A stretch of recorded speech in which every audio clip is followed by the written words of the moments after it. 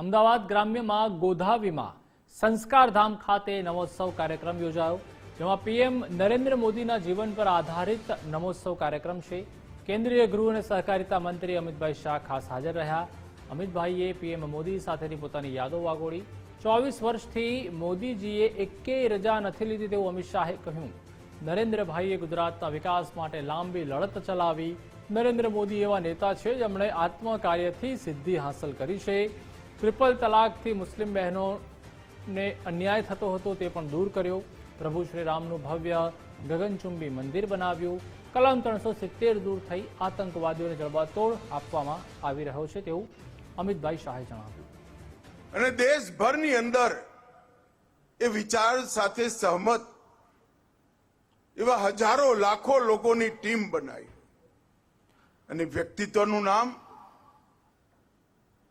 એટલે આપણા આજના પ્રધાનમંત્રી એક પ્રકારથી સંસ્કારધામના પ્રણેતા અને ગુજરાતીઓ કહી શકે આપણા પોતાના જ એવા નરેન્દ્ર મોદીના જીવન પર આ નમોત્સવની રચનાનો વિચાર। જ્યારે નરેન્દ્રભાઈ પોતાના જીવનના 75મા વર્ષના પડાવ પર પહોંચ્યા ત્યારે દેશ અને દુનિયાના અનેક લોકોએ અનેક પ્રકારના સુઝાવો આપ્યા હતા કે અદ્ભુત વ્યક્તિત્વ, અદ્ભુત જીવન અને જીવનની અદ્ભુત યાત્રા લોકો સુધી કઈ રીતે પહોંચે। ત્યારે સ્વાભાવિક રીતે નરેન્દ્રભાઈ જે કાર્ય સંસ્કૃતિમાં આવે છે એમનો પહેલો પ્રતિભાવ હતો કે એની જરૂર શું।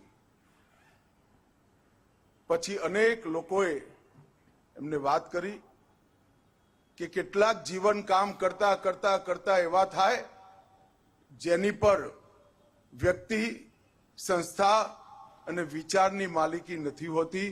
એ જીવન પ્રેરણા સ્ત્રોત બનવા માટે સર્જાયેલા હોય છે અને અનેક લોકોની પ્રેરણા બનવા માટે આનો એક પ્રકારથી લોકો સુધી પહોંચાડવાનો પ્રયાસ કરવો।